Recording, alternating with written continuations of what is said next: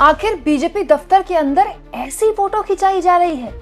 राहुल गांधी को निशाने पर लेने वाली बीजेपी अब क्या जवाब देगी? दोस्तों, हिपोक्रेसी की कोई सीमा नहीं है, लेकिन भारत की राजनीति में आते ही उसकी सारी सीमाएं टूट जाती है। जो बीजेपी आए दिन राहुल गांधी कांग्रेस पार्टी को चीनी एजेंट करार देने का कोई मौका नहीं छोड़ती, जिस बीजेपी के चाणक्य अमित शाह ने अभी कुछ हफ्तों पहले पिछले साल संसद के सत्र में संसद में खड़े होकर कांग्रेस पार्टी की इस बात पर आलोचना की थी कि वो चीन के बड़े हितैषी हैं। जानते हैं उनके पार्टी दफ्तर में, जी पार्टी मुख्यालय में क्या हो रहा है? चीन की कम्युनिस्ट पार्टी के लोग आ रहे हैं, फोटो खिंचा रहे हैं और उनके नेता बकायदा उस फोटो में मौजूद उस फोटो को शेयर कर रहे हैं। और उससे एक कदम आगे जाकर इस तस्वीर की जो कहानी है वो ये है कि इसमें केवल बीजेपी के नेता नहीं है, इसमें बकायदा आरएसएस के नेता भी हैं। सब कुछ मैं आपको तफसील से बताऊंगी दोस्तों, और साथ में आपको ये भी बताऊंगी कि राहुल गांधी को घेरने वाले आज बीजेपी खुद कैसे चीन के इतने करीब जाने को तैयार है कि उसके मुख्यालय में चीन की जो पार्टी है, कम्युनिस्ट पार्टी, उसके लोग आए हुए हैं। दोस्तों, अब इसमें कोई शक नहीं बचा है कि एससीओ शिखर सम्मेलन के बाद मोदी का चीन जाना उसके बाद दरवाजे खोलता है चीन के लिए।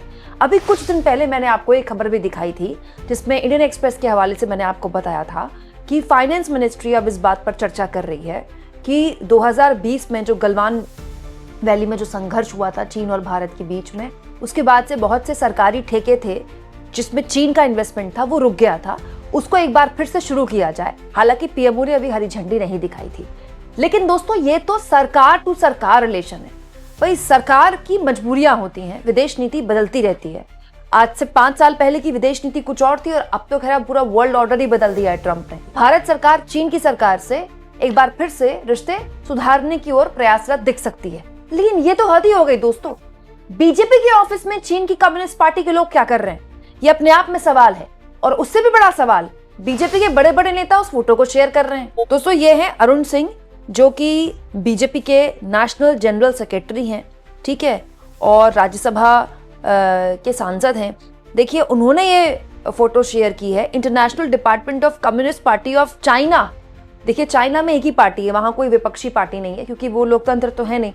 तो चाइना की जो एकमात्र पार्टी है जो सत्ता में है, कम्युनिस्ट पार्टी ऑफ चाइना, उनके वाइस मिनिस्टर, मतलब international department of communist party of China के वाइस मिनिस्टर के साथ बकायदा बीजेपी के नेताओं की फोटो है। और ये सब कहाँ आए हुए थे? अपने डेलीगेशन के साथ बीजेपी के हेड ऑफिस में, दिल्ली वाला जो बीजेपी का 5 स्टार मुख्यालय है वहां पर।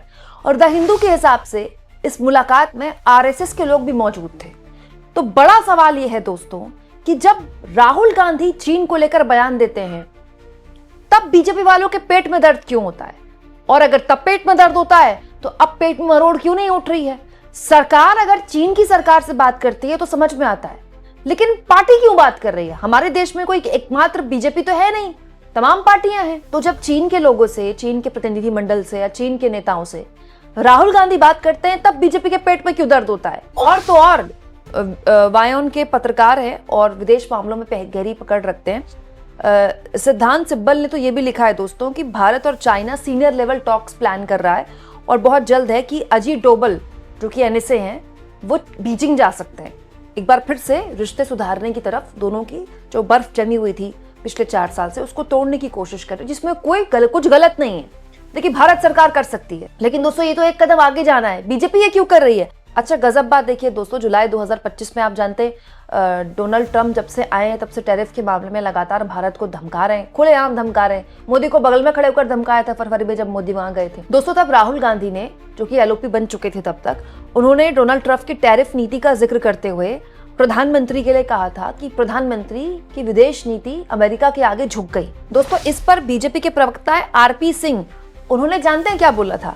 राहुल गांधी चीन की भाषा बोलते हैं, चीन से उन्हें जो कहा जाता है वो वही बोलते हैं। अच्छा, तो राहुल गांधी अगर मोदी सरकार की विदेश नीति की आलोचना कर रहे थे तो बीजेपी के नेता पिछले साल जुलाई तक कह रहे थे कि राहुल गांधी चीन की भाषा बोलते हैं, जो चीन बोलता है राहुल गांधी वही करते हैं। तो यहाँ तो चीन के लोगों से, चीन के नेताओं से, चीन की पार्टी के, सत्ताधारी दल की पार्टी के नेताओं को बीजेपी के दफ्तर में बुलाया जा रहा है, फोटोबाजी कराई जा रही है। बातचीत ऐसे बातचीत हो रही है जैसे कोई सरकारी बातचीत हो रही है। डेलीगेशन, उसमें आरएसएस के नेता हैं, तो अब बताइए चीन की भाषा कौन बोल रहा है। और तो और दोस्तों, भारत जोड़ो यात्रा के दौरान राहुल गांधी ने संसद में नहीं बोला था, भारत जोड़ो यात्रा के दौरान एक भाषण में बोला था कि चीन ने 2000 किलोमीटर जमीन जो है वो कब्जा कर ली है। ये मामला सुप्रीम कोर्ट तक चला गया। मामला सुप्रीम कोर्ट में सुनवाई हुई तो सुप्रीम कोर्ट के जज ने बहुत ही ऐसा टिप्पणी कर दी राहुल गांधी पर, जिसको लेकर बहुत ही उनकी आलोचना हुई थी कि राहुल गांधी अगर सच्चे भारतीय होते तो इस तरह की टिप्पणी ना करते। राहुल गांधी ने चीन के कब्जे वाली जमीन पर यह बात बोली थी तो उनसे कहा गया था कि सच्चे भारतीय होते तो इस तरह की बात ना करते। हालांकि सुप्रीम कोर्ट में उस वक्त अभिषेक मनु सिंघवी ने इसका विरोध किया था कि अगर वो एलओपी के तौर पर ये भी नहीं बोल सकते तो फिर पॉइंट क्या उनके एलओपी होने का।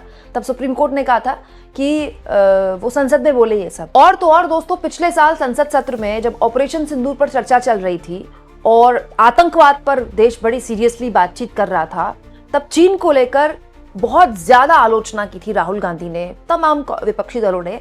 तब अमित शाह खड़े होकर ये बोल रहे थे कि चीन को लेकर बहुत बड़ी बात करते हैं। जब चीन के साथ भारत का युद्ध हुआ तो चीन को इतनी जमीन क्यों दे दी, सुनिए।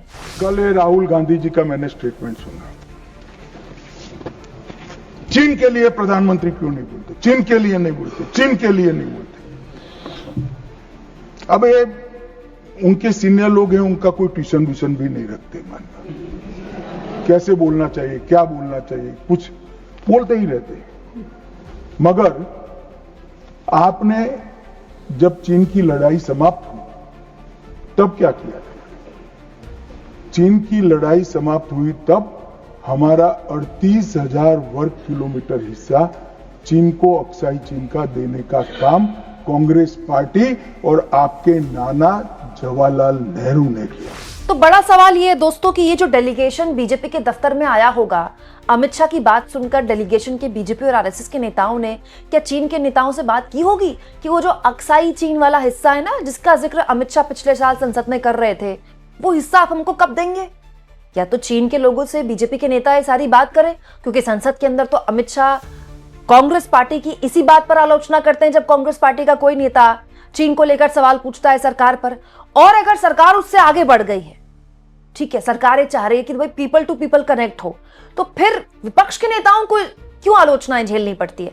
मतलब बीजेपी कुछ भी करे तो चलेगा, कुछ भी। और तो और जब राहुल गांधी का चीन को लेकर बयान था जो काफी चर्चा का विषय बना हुआ था सुप्रीम कोर्ट टिप्पणी के बाद, तब तो ये खबर आने लगी थी कि बीजेपी ने इसको इतना बड़ा मुद्दा बना दिया कि संसद में राहुल गांधी के खिलाफ विशेषाधिकार हनन का प्रस्ताव लाने की बीजेपी तैयारी कर रही है। तब संसदीय कार्य मंत्री किरण रिजिजू ने इसको बोला था कि बहुत दुर्भाग्यपूर्ण बयान है, इस तरह का बयान नहीं देना चाहिए था।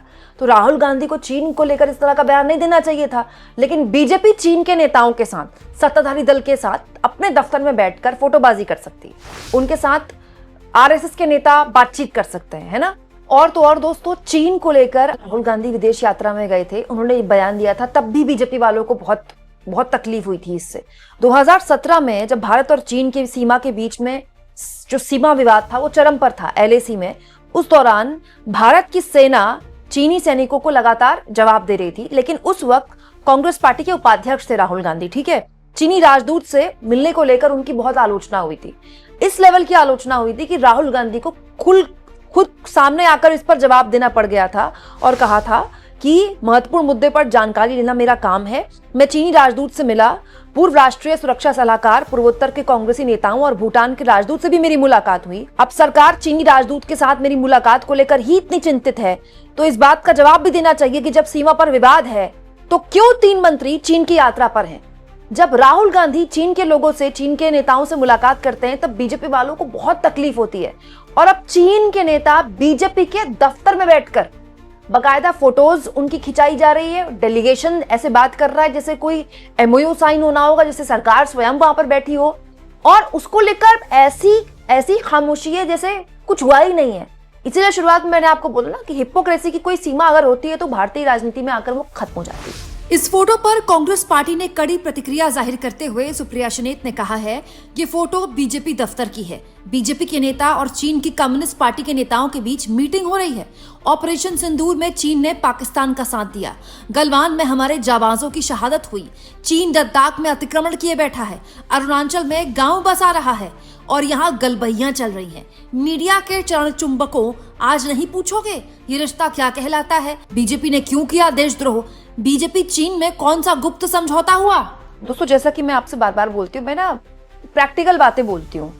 इस वक्त अमेरिका के राष्ट्रपति ट्रंप ने जिस तरह से पूरे वर्ल्ड ऑर्डर को डिसऑर्डर कर दिया है और भारत को लेकर जिस तरह का उनका रुख है और चीन को लेकर भी, चीन और भारत का करीब आना एक जरूरत है दोनों देशों के लिए, भारत के लिए भी और चीन के लिए भी। और मैं ये मानकर चलती हूँ, मुझे ये विश्वास है कि भारत के हितों के साथ समझौता किए बगैर ये बातचीत होगी। चीन और भारत के बीच में अगर ये बातचीत हो रही है तो बातचीत होनी ही चाहिए, क्योंकि चीन हमारा दुश्मन मुल्क नहीं है। पाकिस्तान और चीन में बहुत फर्क है, लेकिन ये बात भी सच है ना दोस्तों कि अभी पिछले साल कुछ महीनों पहले ही ऑपरेशन सिंदूर में चीन जिस तरह से पाकिस्तान को खुलेआम उसने सपोर्ट दिया, ये कोई बहुत पुरानी बात तो नहीं है। तो उस वक्त अगर चीन को लेकर चिंताएं भारत की थी, वो मिटी तो है नहीं। तो अब अगर हम आगे बढ़ रहे हैं तो क्या इसको लेकर भारत सरकार को देश को नहीं बताना चाहिए? इस तरह के मामलों में भारत सरकार ना संसद में कुछ बताती है। अब आप देखिएगा, बजट सत्र आ रहा है, जो जनवरी के आखिरी हफ्ते में बजट सत्र शुरू हो जाएगा। ठीक है, बजट सत्र आ रहा है, आप देखिएगा भारत सरकार की तरफ से क्या इस मामले में कोई बयान दिया जाएगा? भारत सरकार इस मामले में कुछ भी नहीं बताती है। जो पता चलता है मीडिया से पता चलता है। बड़ा सवाल यह है कि बीजेपी जब चाहे चीन के लोगों से मुलाकात कर ले, तब कोई दिक्कत नहीं है, उसमें किसी को कोई आपत्ति नहीं है।